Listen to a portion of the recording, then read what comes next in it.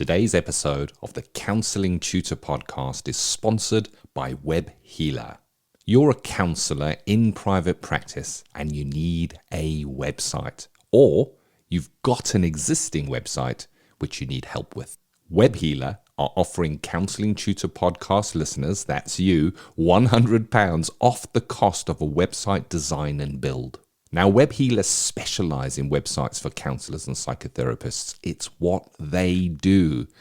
And the Web Healer team provide a completely non-technical, done-for-you solution, leaving you to focus your time on your clients. Operating for 20 years, Web Healer are a trusted resource amongst counsellors when it comes to getting your practice online. So get the package details and claim your £100 off coupon for your new website by going to counsellingtutor.com/website. That's counsellingtutor.com/website. Hi, I'm Rory and welcome to episode 297 of the Counselling Tutor Podcast. Our special guest is Alex Gulland, an award-winning filmmaker, an equine learning practitioner, a creative director, a trainee counsellor and a podcaster. Today, Alex joins us to discuss how, as a filmmaker, she uses counselling skills to make sure the people she interviews are heard and understood. So with that said, let's get on with today's episode. Welcome to the Counselling Tutor Podcast, the must-listen-to podcast for counsellors, psychotherapists, and counselling students. Here are your hosts, Rory Oakes and Ken Kelly. A very warm welcome to episode 297 of the Counselling Tutor Podcast. Rory and I are delighted that you've joined us. And 3 stops on today's journey, starting off with that ethical, sustainable practice. Today, we're going to be looking at something that affects us as counsellors, and it's becoming more and more commonplace, and that is navigating scams. There are certain scams that target us as counsellors, but there's also other scams we should be aware of. So this is the essential insights for counsellors and psychotherapists. We then move on to Practice Matters, the CPD section of today's episode, where Rory, you met up with Alex Gulland and you were speaking about using counselling skills as a filmmaker. Really interesting.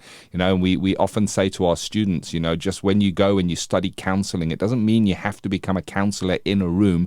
There are many, many applications to the skills that we learn as counsellors and psychotherapists.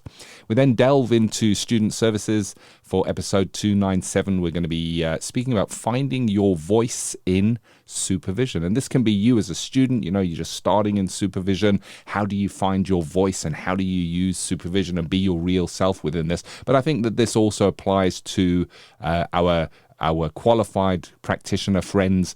Who are we being when we go into supervision? What is the voice that we are using there? But let's kick us off, Rory, with that ethical, sustainable practice. Something I don't like to hear, but I see it around a lot. I see there's lots of conversations about it, and this is the increase in scams, specifically scams that are targeting counsellors and psychotherapists, and what we might need to look out for, Rory. Absolutely, Ken.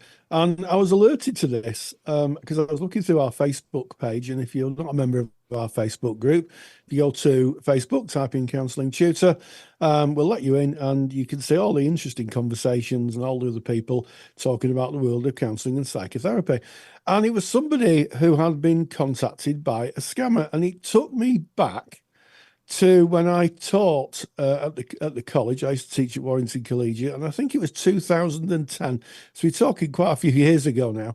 And I came in one Monday morning and opened up my email, and I had an email from a therapist local to Warrington, St. Helens, and she said to me, Rory, can you help me? I'm stuck in Thailand. I've been robbed, and can you send me some money? And my first reaction was, oh, that's terrible. It's absolutely terrible. I'll do what I can. And then I thought to myself, it seems a bit of an odd request. I don't know this person. I've never spoken to this person. So I phoned her up, and she was sat in St. Helens, not in Thailand. And it was a scam. And there are a number of scams that are aimed at therapists, and I've produced a handout highlighting some of the scams and also a link to a professional body's website, which links to a number of scams and a number of names that come up on a regular basis. And if you want that handout, if you go to counsellingtutor.com, find podcast 297, that handout's waiting for you. But yeah, there are some quite worrying scams. And the thing is with these things, Ken, that people sound so plausible. That's why they're very successful scammers, I guess. Yeah. And, you know, if you think about it, it's a natural progression that as we're dealing with someone who we believe is a potential client, that if they were to ask us details about ourselves and our practice, that we might give those over. And they may ask for details like our bank account details to be able to deposit money or to make a backs payment over to us. So we can freely be giving this information out without kind of asking ourselves, is this a legitimate client that I'm speaking to at the moment? And again, I just want to stress this at the beginning of this. We're not here to install fear and that we have to now question every single client. It's about being aware of this, listening to the gut feel. Is there anything that seems a little bit off with this transaction? And we're going to walk you through just a number of scams that are pretty commonplace at the moment. And the first one I've seen before, and I've seen this before for years and years, but it's now made its way round to targeting counselors and psychotherapists, and it's known as the overpayment scam. And it is when a bogus client, who is obviously a hoaxer, would contact a counsellor or a psychotherapist, present as a client for a certain amount of sessions. And they may say that they feel that they would like to pay for a block of 10 sessions with you as the counsellor. Of course, we would welcome that, I guess, in our day-to-day running of our practices. They will then deposit, not the 10 sessions that they suggested they would deposit, but 20 sessions. So they would overpay the amount that they said that they were going to pay into our bank account. This is generally followed by a message from the scammer who is presenting of the client in this instance saying, "Oh, sorry, I think I made that payment twice to you. I wonder if you might refund one of them for me." And of course, being of good heart, we might refund 10 of those sessions only to find out that they reversed their transaction on their side, meaning nothing was deposited into our account. It was just a fictitious number that was showing for a little while, because it is easy to reverse a payment that you've made. Anybody can do that by just contacting their bank. And then we pay them 10 sessions and then they withdraw the 20 sessions, leaving them with 10 sessions in hand of our money. And of course, then you never hear from them again, Rory. Yes, and of course the email that you have remains unanswered, and you're just left with being out of pocket. Another scam, of course, is the directory scam, and you receive a call from an individual claiming to represent a police and fire association. And they mentioned that a professional body such as, the BACP, the NCPS, or UKCP was endorsing therapists and inquired if you should be listed. And they request your bank information. So they say, "Oh, we just need your bank account, and we just need a few other things." And you give them your bank account, and you think nothing of it, and you think, "Oh, I'm going to get lots of inquiries." Now, how the scam works is that once you've got someone's bank details, you can set up loans or credit cards in the name of the person who the bank details are of. And then you can start to spend the credit card and take the loan out and spend the money. And there's about a month before, of course, the bill turns up.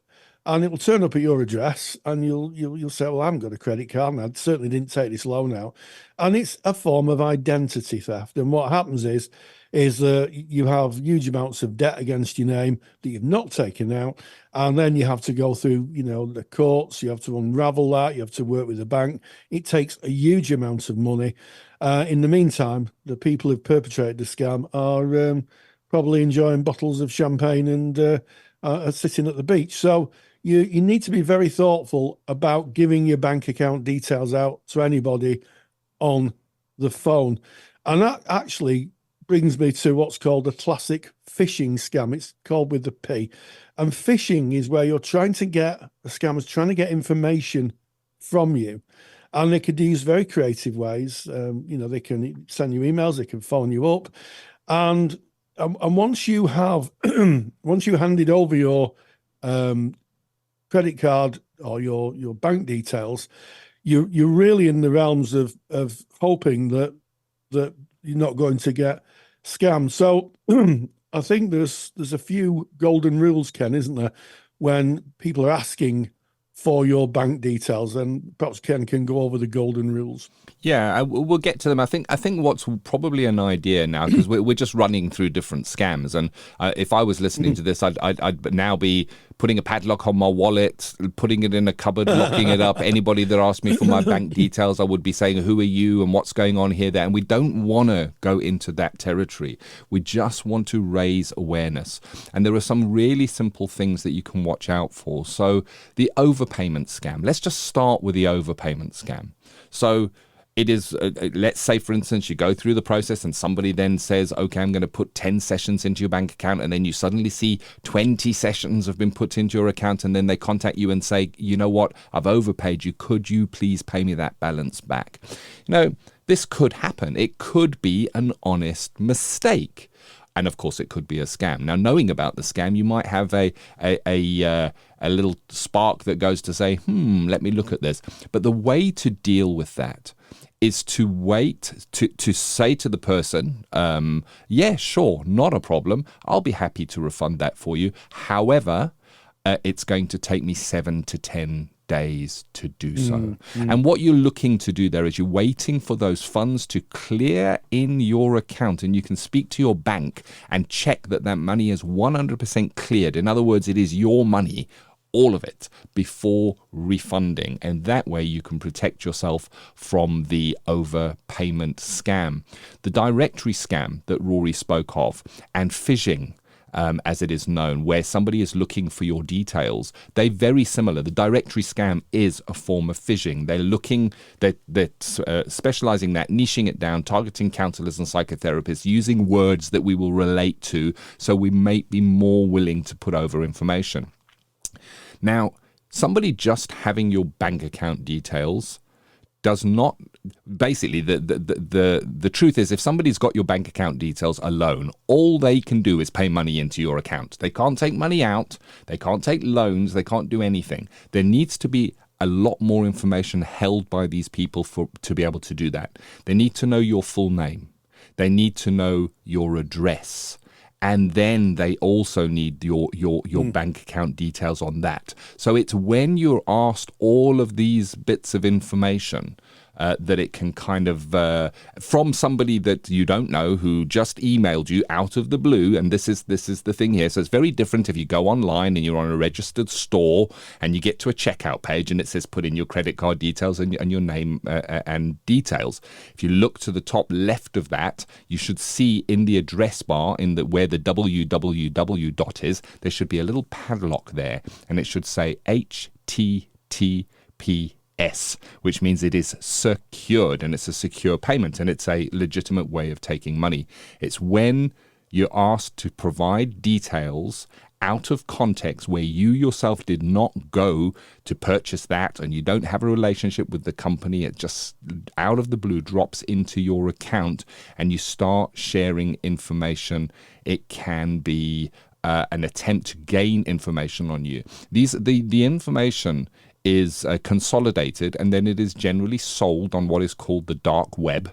And it's when all the little bits are put together. They have a name, they have an address, they have a postcode, they have banking details, and maybe an expiry date on a credit card or a debit card, that they're able to then perform identity fraud, which is then representing themselves as you said, Rory, and perchance applying for a bank loan. And of course, if your credit rating is right, that will be granted. They'll think it is you, and the only first notification you'll get of that is when the bill comes through the door. But Rory, you've put together the tips to protect yourself, the golden rules. Do you want to go through what they are? Yeah, thanks, Ken. Yeah, so if something appears too good to be true, it often is. And I think that's the first rule of anything in life. If someone offers you a great opportunity and it just really sounds too good to be true, you know, something like buy a house for £1, that type of thing, usually it is too good to be true, isn't it? So step back, have a think, and just take time. And time here is the key aspect to all of protecting yourself from being scammed. Never give out bank information such as PIN or credit card details to anyone who emails you requesting them. Never, ever do that. And if someone calls you for banking details, so, you know, they call you from the bank, what I would do is I would phone them back, but I wouldn't phone the number that they supply. I would phone the bank directly and ask. So you could find the bank's details on the internet, phone them directly, because someone could just set up a fake phone number. And also trust your instincts. One hallmark of scamming is pressure. So if we think about the double payment scam, which we talked about earlier, someone would phone up and say, "Oh, I'm running out of money and I can't pay my bills," and all that type of thing. And what you have to do is you have to say, you know, I hear that, but I do have to wait until the money clears. You know, don't feel pressurized. And if there's an element of pressure or emotional heartstring tugging, you can be pretty sure that that's something to be alert about. As I say, you know, overpayments do happen, as Ken said, but you need to protect yourself. And also, if you feel that you are a potential victim of a scam, you could contact the National Cyber Security Centre. It's a UK-based government agency, and they can take down fraudulent email addresses and websites. So, you know, that's in the handout. And also, if you wanted to find a little bit more about it, I've included a link to the BACP, and they've got a web page up which shows the types of scams and also frequently used names that are used. So if you get that name in an email, because what the scammers do, excuse me, is they will just copy and paste the text into an email, into an email client, and then just send it out to you, including the name. So if these names come up, you're pretty sure that, you know, what you're receiving is a fraudulent email trying to scam you. But it's part of internet life now, isn't it, Ken? It's you know, I receive, you know, 5 or 6 of these a month across all the email addresses I have, and it's just part of modern, I guess, the modern world where people will try and take advantage of you, and especially if you're a caring sort, like counsellors tend to be. Yeah, it is. It's sad that there is that side of the world, but it is the real world in which we live, and we just need to be vigilant and having these kind of conversations, having the resources, as Rory has mentioned, that handout to hand, really, really handy, and just raising our awareness around what scams are going around at the moment. And there is a big light being shone on cyber fraud and scams right now, specifically here in the United Kingdom by the government, and the National Cyber Security Centre has been set up, and there's really a big awareness raising at the moment as we enter the realm of AI, or the time of AI, because AI I guess enables scammers to be smarter and to act in ways that we can't even imagine yet. So there is a national awareness around what scams look like, and it's good to kind of, as part of your CPD, there's nothing wrong with having a link to the National Cybersecurity Centre and going through and looking from time to time to see what the latest scams are. And here's something I can say with absolute certainty: there have been scam emails in your inbox. This is a guarantee, and they continue to come. And you may see them and kind of mark them as spam or something like that, which is exactly what you should do with them. But they're going to, and you can also block the sender as well, where you can block the sender. But for instance, here's some examples that I've had. Usually around the time of corporate tax putting in or personal tax payments, I'd get something that presents itself as being from the Revenue Service saying, "Hey, your tax rebate is here. Just click this link so you can see what tax rebate you get. Now, I know I've got an accountant who deals with all that kind of stuff. There's no ways I'm going to receive a mail like that. One of the things that's really a good idea is have a look at the top of the email. Who is it being sent by?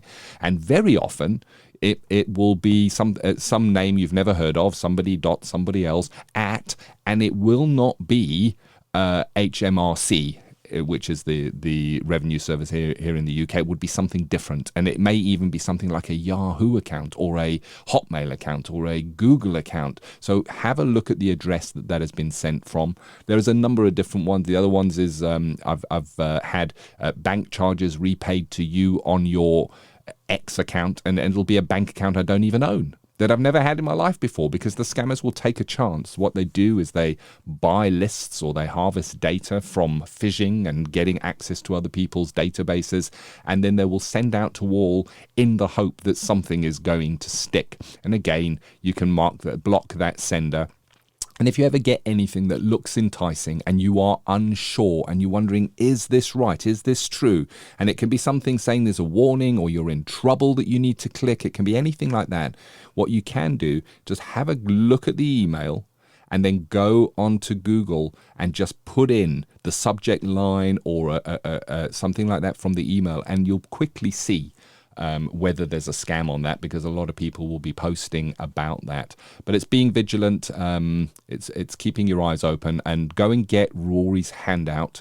Again, to get that, it's free of charge. You go to counsellingtutor.com. That's our website.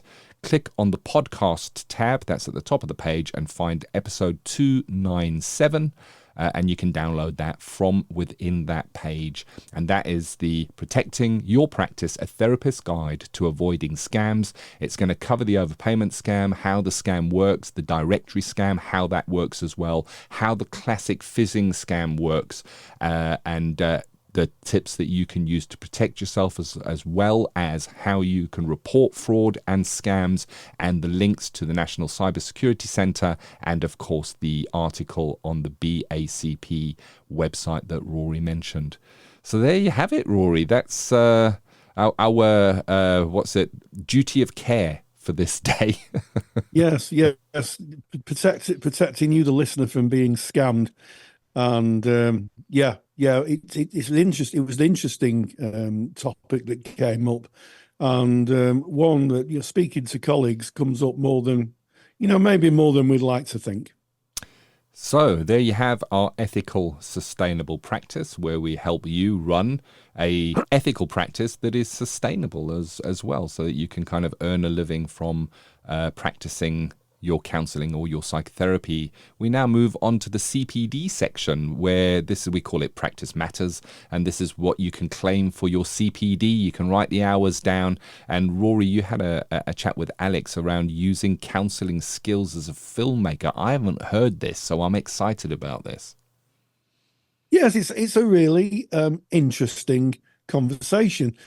Alex reached out. She's a filmmaker, and she's recently made a film about animals in the Ukraine. Ukraine at the time of this podcast is at war, and one of the things that probably gets overlooked in wars is animals. And she's actually made a film, and if there is actually a opening sequence with Martin Clunes, a very famous British actor, famous for playing a guy called Dr. Martin. So if you ever catch that, and he's talking about it. I think it's called Tales from a War Zone, and it's a story about rescuing animals. And Alex speaks about using counselling skills to interview people in very, very dangerous situations, who are undergoing, an extraordinary experience. Being at war is an extraordinary experience. And she speaks about how she uses counselling skills and what she has to think about when interviewing people who are under, a great deal of pressure and a great deal of emotional stress. And this is what she had to say. Practice Matters is proudly sponsored by the Counsellor CPD Library. To access top quality, relevant continuing professional development for your practice that you can do at a time that suits you, and all for less than the price of a cup of coffee, visit counsellingtutor.com. I think it's always interesting to see where counselling skills and counselling thinking can be used in other areas of work. And I'm delighted to be joined today by Alex Gulland, who is a documentary filmmaker and also a student just about to finish her counselling qualifications and become a qualified counsellor. And Alex is going to talk to us today about the transferability of counselling skills and how she's used them in areas such as war zones in Ukraine, where she's speaking to people and having to be both very sensitive yet be very precise in interviewing the person who's sharing the information. So Alex Gulland, thank you so much for joining us today. Thank you for having me. So it's a kind of, when you first wrote to me, I thought, well, that's kind of interesting, isn't it? You know, people usually go the opposite direction. They're probably usually using counselling skills, although they don't know it, and then they go and become a counsellor. But you've gone and become a counsellor, and you're using those skills in documentary filmmaking. So how did that happen? What was the process of you thinking, wow, that would be useful for me to use those skills in the aid of making a really good interview? I think the two kind of happened simultaneously. So I started making documentaries. I was doing corporate filming before then, and then I was doing the documentaries, which was about more emotive subjects. Just at about the same time that I was doing my counselling, my person-centred counselling course. So the minute that I started doing those case studies with my colleagues, I noticed that there's a crossover between how you're interviewing somebody on a documentary side and also then how you're actually sitting with somebody and holding the space in a counselling room. Yes, you could see the crossover, and also think it's kind of very interesting that the kind of documentaries you make are usually people in quite emotional, would I be right in thinking emotional situations? So it's a little bit more than skills. You're having to draw a lot more from your counselling training to kind of manage the energy, I guess. Yeah, so there's a couple of the similarities kind of come across in a couple of different ways. So, you know, starting off a counselling session and then also an interview are more or less the same in the sense that you're grounding yourself. So I do something called a body scan, which is something that I've learned from my equine therapy, which is basically checking in with yourself, regulating your breathing, making sure that you're grounded. And in that respect, it's kind of very similar. But then when you're going into the actual session or interview itself, it slightly changes. In the sense that with documentary making, and it's highly emotive. The last one I did was talking to charity workers about rescuing animals, getting them out of the Ukraine, and looking at the war in Ukraine through their eyes. So they were actually having to relive quite dramatic experiences. But they wanted to tell their story, and really that's kind of like the role of a documentary, is to tell those stories of people that don't have access to a platform. So the questioning tends to kind of start off slowly, and then there's a gradual build, then you get to the emotive part, and then you bring them back down again. But obviously in the counselling room, it's more non-directive, so the client is leading there. It's probably the same in terms of immediacy skills and body language, and a little bit of relational depth, I think, with both of them.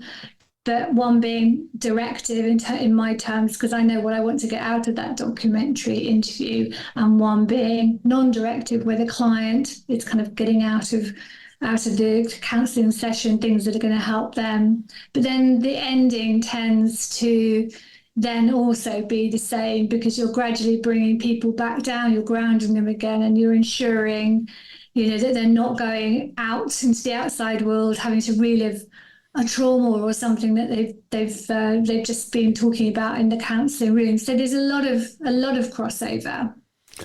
I think I think that's really interesting, isn't it? You talked about managing the process, and as you say, you work in quite emotive areas. Working with people who are high emotion. We're not interviewing maybe kind of general interviewing. This is people who have come from traumatic events and life-threatening situations. I wonder, how do you manage the boundary between being an interviewer, being a therapist? Is there ever a time where, I guess, the risk of using those therapeutic conditions, sometimes they're known as the core conditions, we'll let that go on this interview, because it's not actually called the core conditions, but the core conditions of empathy, congruence, and unconditional positive regard. I wonder, is there a danger that it could tip over into therapy? And if it's going in that direction, how do you manage it as an interviewer? You mean the documentary interview tipping over into a counselling session? It's the way that I do those interviews is that I'm actually editing my voice out of it. So in that sense, it's very directive, and I think that helps to manage the boundaries. So you're not actually having a dialogue so much as you're ensuring that they're answering the question in their answer.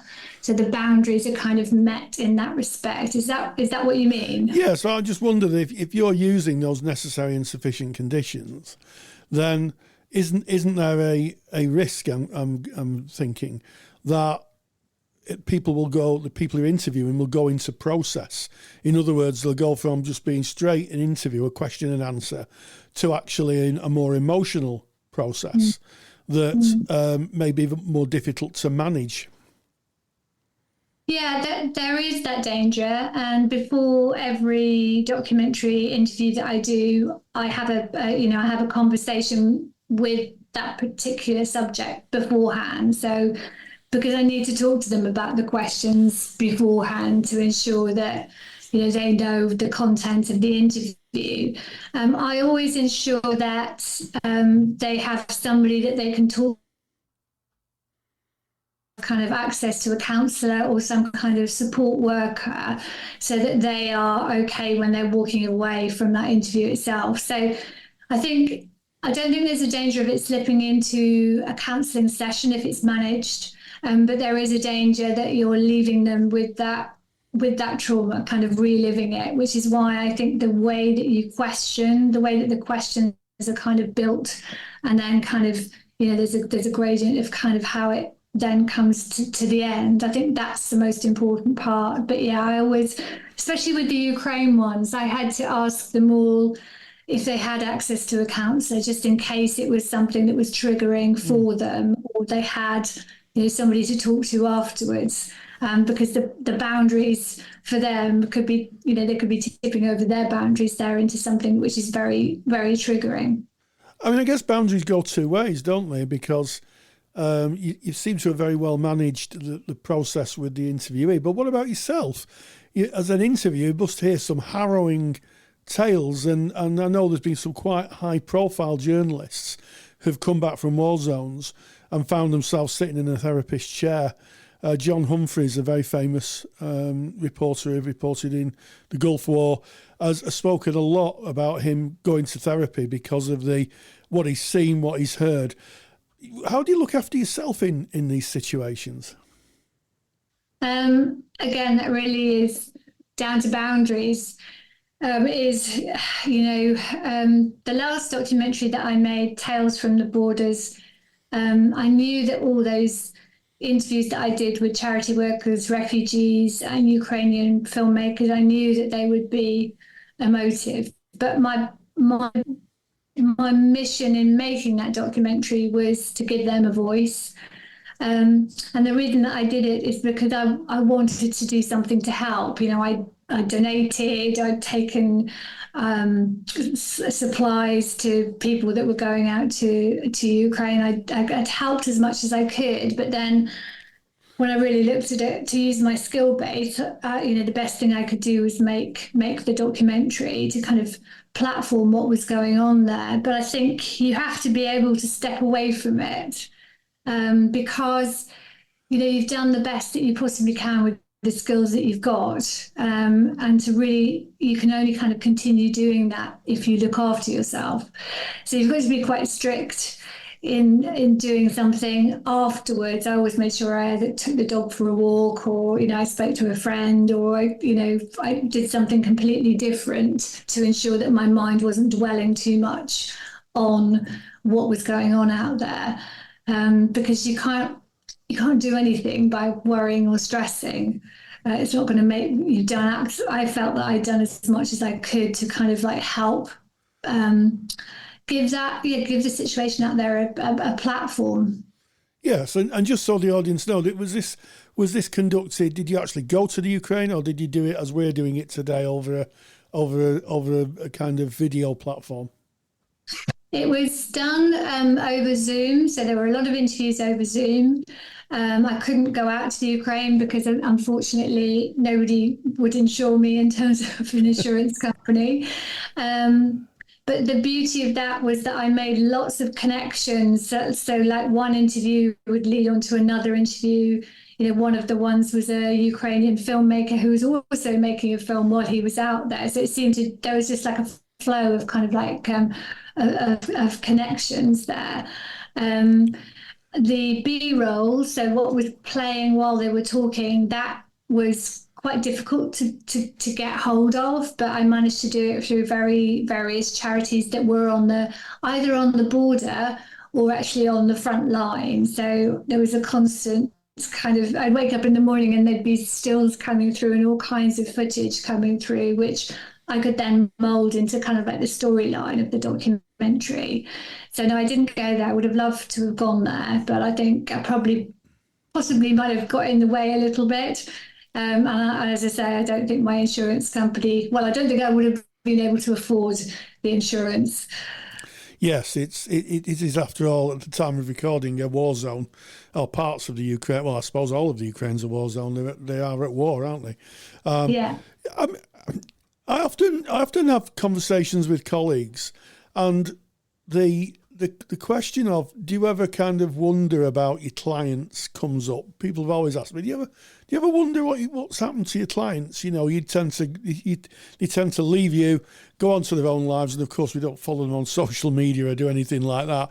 They go on to the anonymity, if that's the word, anonymity of their lives. Do you ever find yourself wondering about the people you've interviewed, given that they're in a very difficult situation? Yes, I mean, I do. There is the dialogue kind of goes on afterwards, if you see what I mean. So you still have the connection with them.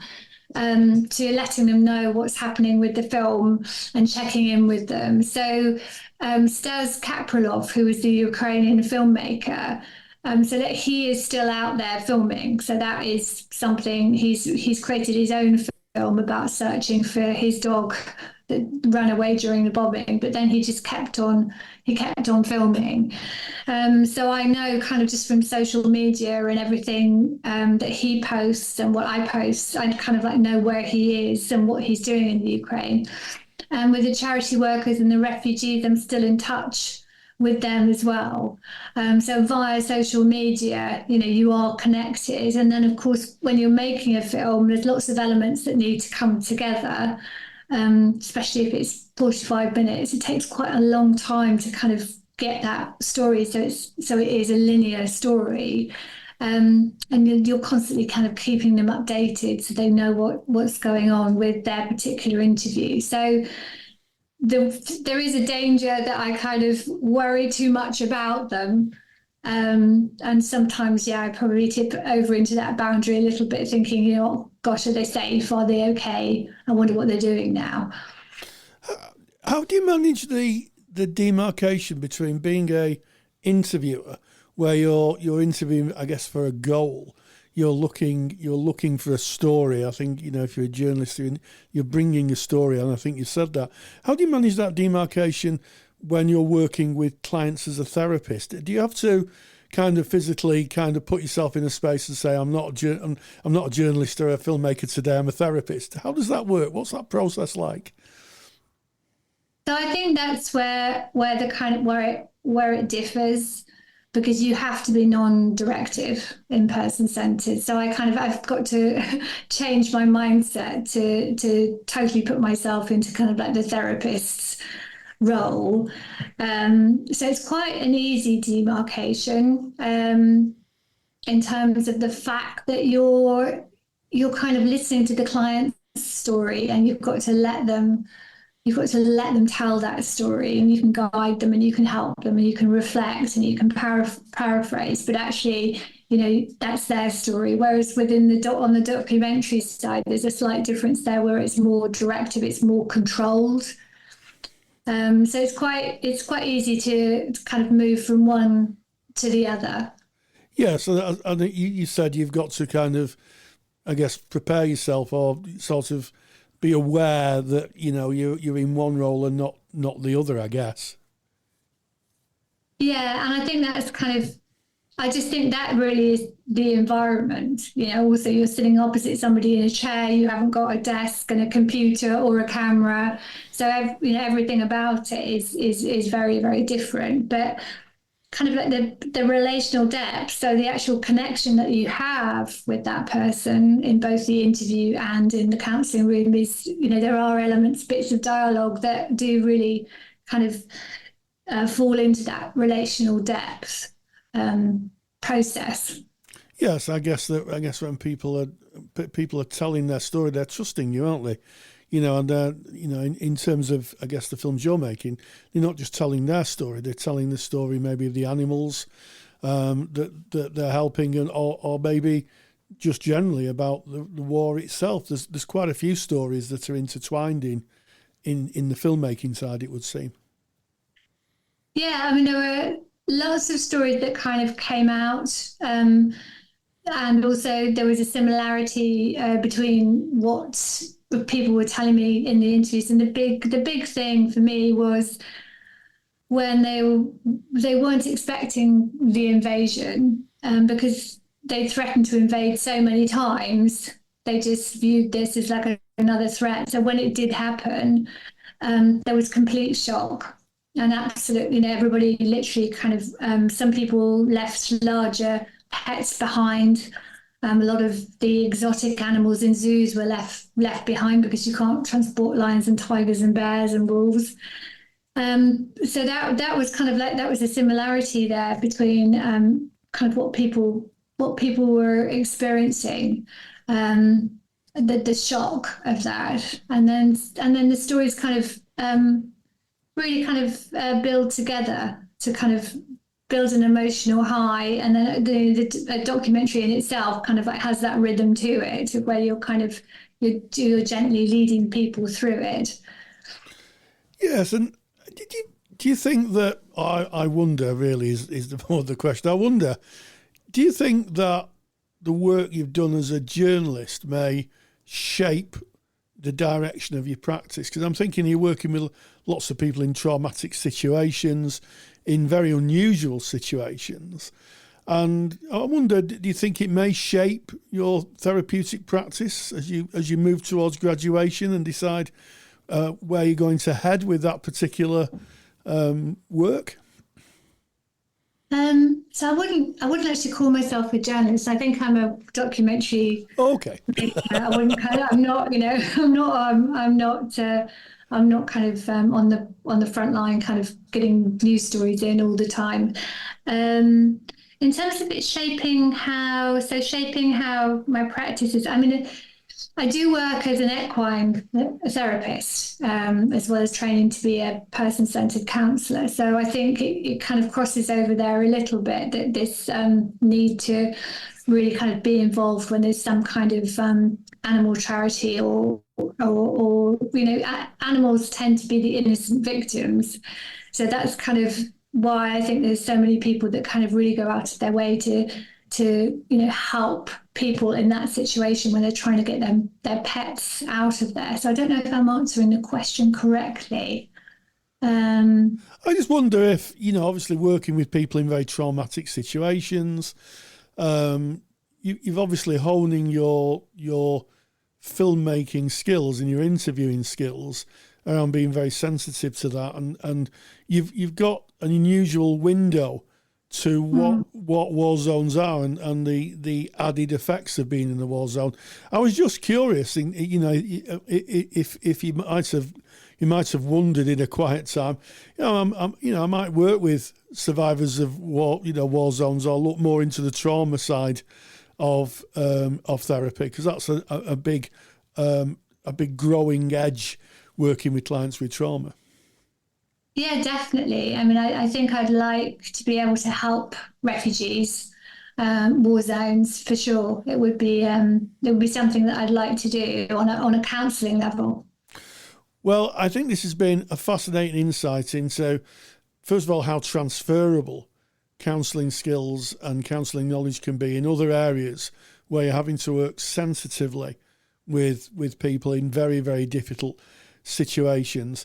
And I guess also it's been interesting to hear how you managed to manage that demarcation. So, Alex Gulland, thank you so much for joining us. Massive thank you to Alex. Thank you to you, Rory, for holding those interviews, bringing us the important information, showing us a different view. Really, really interesting how counselling skills can be used in that high-pressure situation for, I guess, a different outcome than counselling and psychotherapy. And that was our Practice Matters, and we now move into our Student Services. Student Services is sponsored by Counselling Skills Academy. Have you ever wondered if you're using counselling skills effectively? Confidentiality means we rarely see skills used by others, so it's no wonder that so many students say they lack confidence in their counselling skills. That's why I built Counselling Skills Academy. Counselling Skills Academy is an online course that you can do at your own pace. It will give you the skills competence and confidence to know that you're using your skills most effectively. You will see real counselling skills used by a counsellor in real life sessions, covering everything from how risk is assessed right through to working towards an appropriate ending. Visit counselingskillsacademy.com to learn more and to claim your Counselling Tutor discount. That's counselingskillsacademy.com. Student Services is where we recognise you, the student, on your formal journey to become a counsellor or a psychotherapist. And part of that journey is going to be going into placement and getting your supervisor. And today we're going to be speaking about finding your voice in supervision. And of course, this applies to our qualified listeners as well, where you can kind of consider what your voice is in your supervision. Rory, what is your voice in supervision? Well, I think that's a very interesting question. And I think a voice in supervision is for you being able to stand your ground a bit in supervision, and to be able to say to your supervisor, maybe when your supervisor's outlining something, you may explore what's going on for the client, and they may say, well, it sounds like this. And you may say, no, that's not actually it. It's actually like this. Because what tends to happen with students new into supervision is they can be a bit like rabbits in the headlights, deer in the headlights, And I can remember my first entry into supervision, and I was absolutely petrified. It was awesome enough going into to be a therapist and practicing with clients. Then you have to go and see a supervisor as well. And maybe it's just my take on things, but I felt a little kind of frozen in my first few sessions. And, my supervisor would ask me reasonable questions. And every time I said, I don't know, I'd feel, oh no, I'm not getting it right. And I would end up a bit of a nervous wreck in supervision, to be honest, at least for the first 6 months. And then eventually it kind of struck me that the supervisor wasn't trying to catch me out. They were asking reasonable questions to try and get a better sense of who my client was. And it was okay for me to say, if I didn't know, I don't know. And it was equally as okay for me to listen to what the supervisor said and then take that in and say, I hear what you say, but actually it's not quite like this. And then go through the process of just explaining again what the client's presentation was. And I think it's a really important rite of passage for students, because you're not passive participants in supervision. You're an active participant, and finding your voice is finding how you can bring the client, and sometimes mildly challenge your supervisor if you think that what they're telling you may be not quite accurate for your client. This is a really interesting topic, Rory. And I think when I reflect on this, it may well be that your voice in supervision changes throughout the arc of your practice. And you mentioned, Rory, that first supervision, going in as a student, and at that time there is a lot of support from a supervisor who is there kind of helping you along. And I remember going into my supervisor, and I was very much looking, as were you, in from what you've shared there, Rory, am I doing this right? I don't want to get this wrong. Within me, there was really high stakes. I was working with real clients who were bringing their real life situations. I couldn't get this wrong. I had to do it right.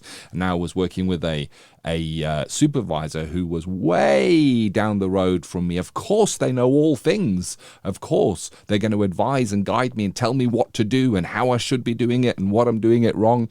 And boy, was I wrong. When I learned that supervision was about me exploring my practice with a peer who is further down the road, kind of looking over that and being with me. And it may well be that when you first go into supervision, your voice is one of listening, learning, checking things all right. But you may find that as your practice matures and as your relationship with your supervisor matures, that can change over time.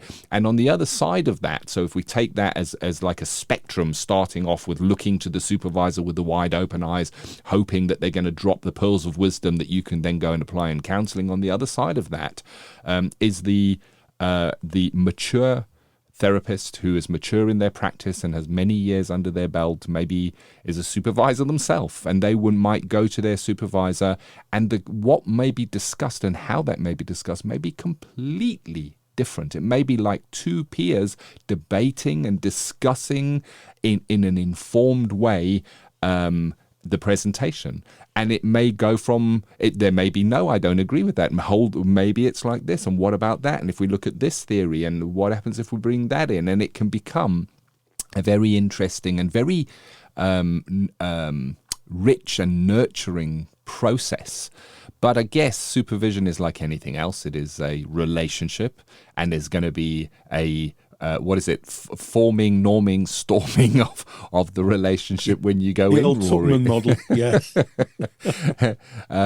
When you go in there. But I think it all starts with asking yourself, what is your voice when you're going to supervision? Are you able to be your true self? Are you able to be congruent? Are you able, and this is an interesting one, are you able to go into your supervisor and say something like this?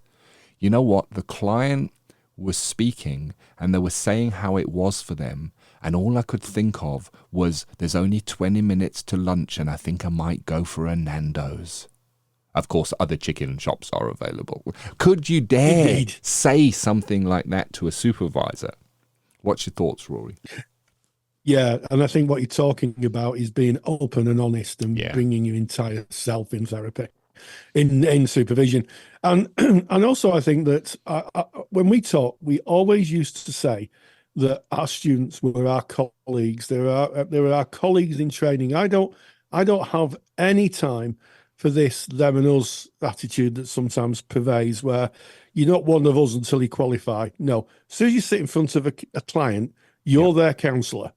You are a counsellor. You're a counsellor in training, but you are a counsellor. And you're a colleague. You're a colleague of your supervisor. You're a colleague of your tutor, and you're a colleague of your peers. And yes, you might be at the beginning of your practice. So keep that in mind. Really do keep that in mind. And I think also it is about being really honest in supervision. Ken's right, through the arc of supervision. I had supervision this week, as I have every month for the last 22 years, I think it is, if I count, 22 years. And my relationship with my supervisors changed considerably. Supervisors have changed considerably over that time now. Now, if I don't know something, this week I was asked something, I said, I don't know. And then he asked me something, I said, I don't know that either. And I don't know that. And in the past, as a student, I would have thought, oh, that's a failing. I'm not doing it properly. It taught me that this week anyway, that, maybe there are some questions that I could use. So you could keep learning, you keep gaining that awareness, but also not to get too hung up on it. The supervisor isn't trying to catch you out. They're hopefully genuinely trying to get a sense of who you're working with, how you're working, and they're there as you are for the client. And I also think that early in supervision, there's a very formative aspect of supervision, and formative is a taught aspect. So you'll find, for those of you who've just gone into practice, that your supervisor may be teaching you, maybe saying, try this skill or try that, or ever thought of this theory. But also on the other side of things, when I work with students, they may have had other careers. So I've worked with some very talented students new to the profession, but they may have worked in drug and alcohol recovery services. So they have a wide range of information there. They probably know more than I do.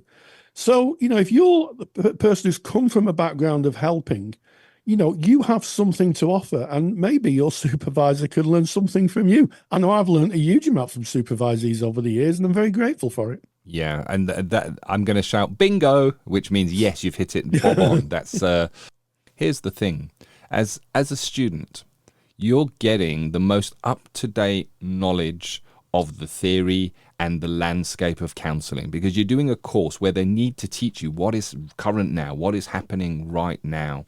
And it may be that you're getting information that may clash with something that a supervisor holds. Now, a supervisor should be doing continuing professional development. We know that, and they should be keeping read up on what's happening. But it may be that you have different information to your supervisor, and there's nothing wrong with sharing that. We say that when we go into client contact, that's when we start really learning, and we learn because our clients will teach us. Just by being there with the clients, they're going to teach us about counselling and about that process, and the same is true in supervision. And Rory, you are an open supervisor, and you openly say, you know what, I have learned much from my supervisees. And when I was in supervision practice, I too learned much from my supervisees. It is a relationship. It's a balanced relationship. Yes, it does travel an arc, and I would imagine in the first few sessions of supervision, it's a new relationship. You're going to be getting used to that, and it may play out one way, but as it matures, it becomes an interesting and balanced relationship of two individuals sitting together in an informed way, looking at your practice and your clients and what is best fit and best suited for those clients. And I think if there's anything to take away from this, it is the do you dare be your true self.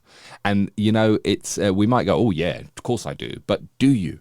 And that's the thing to maybe reflect on and maybe journal about, and maybe there's the personal development. Dare you be your true self in supervision? Dare you say the unthinkable?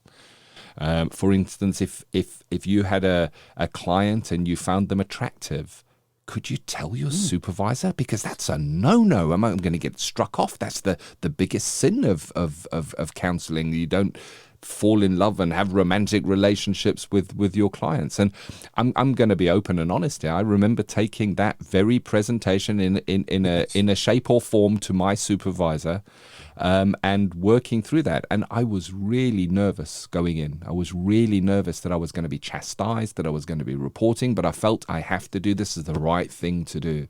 By the end of my supervision session, all that had cleared. I had a little bit of time afterwards to reflect and work on what was suggested in supervision. By the time I saw that client again, guess what, Rory? They were a client. That's what they were the next time I saw them.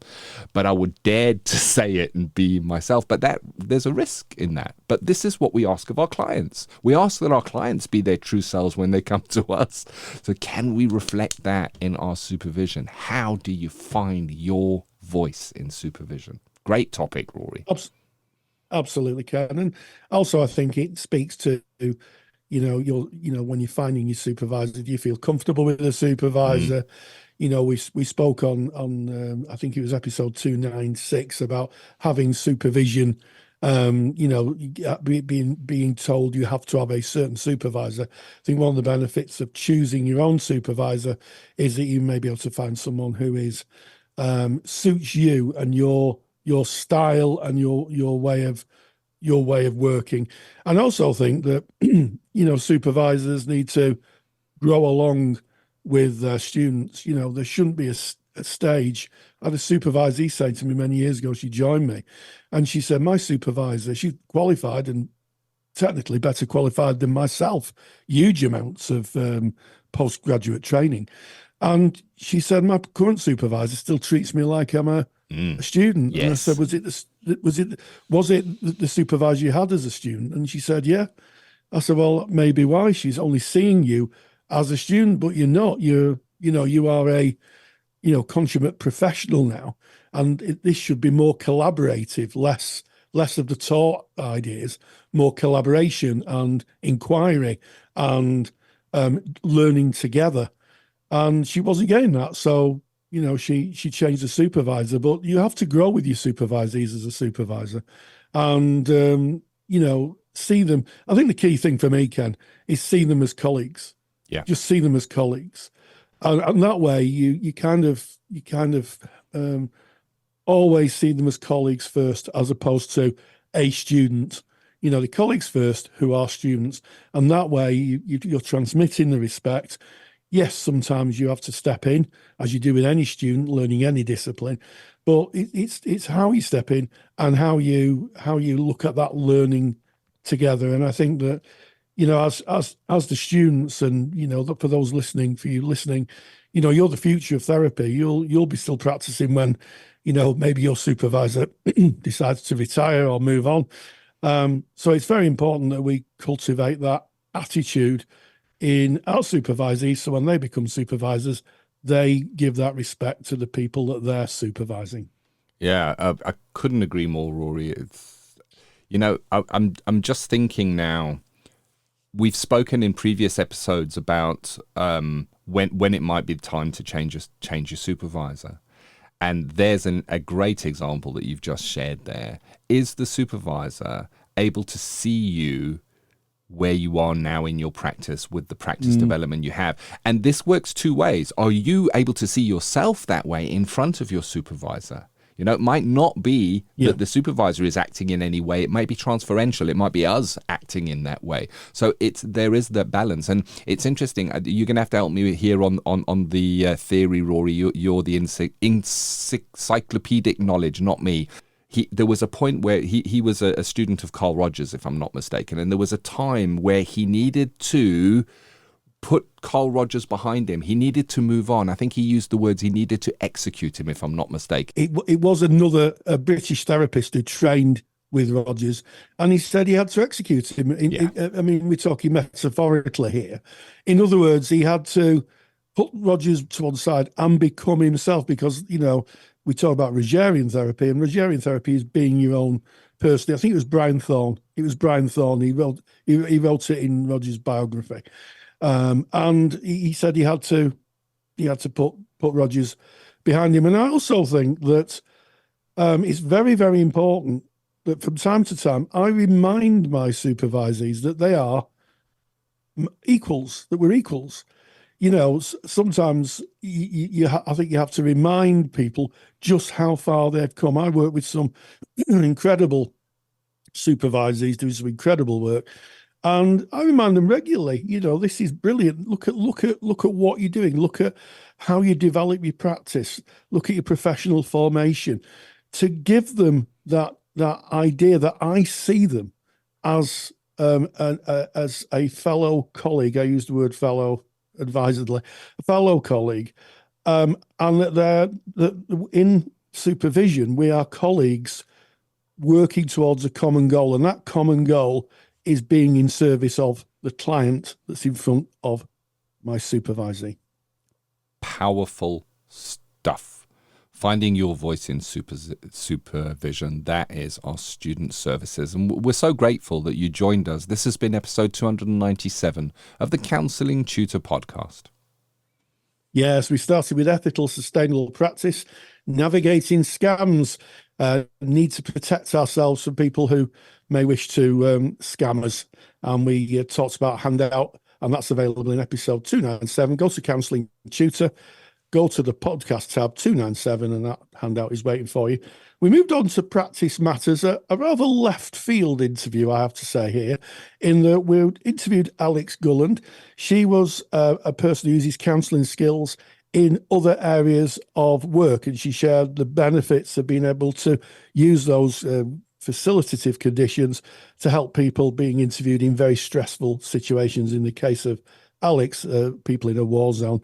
And finally, we talked in student services about finding your voice in supervision, taking your rightful place as a colleague in the world of counselling psychotherapy, and being yourself. And as we sort of roll out of this episode, I wonder if I could ask you a bit of a favour. If you enjoyed Ken and myself's conversation, why not leave us a 5-star review on your favourite podcast platform and help grow our community? And if you know someone who may be interested in any of the topics we've discussed today, why not just drop them a copy of the podcast into their social media line, or maybe email them so they can hear it? Because every recommendation helps us reach and connect more listeners. And finally, thank you so much for allowing us to be part of your journey. We really do appreciate it. We really are grateful. So until next time, stay grounded and stay safe. Take the stress out of your counselling studies and get the support of Rory and I by joining us in the Counselling Study Resource. See how Counselling Study Resource can help you. Visit counsellingtutor.com. That's counsellingtutor.com. Thank you for listening to the Counselling Tutor Podcast. Find the show notes for this episode by visiting counsellingtutor.com.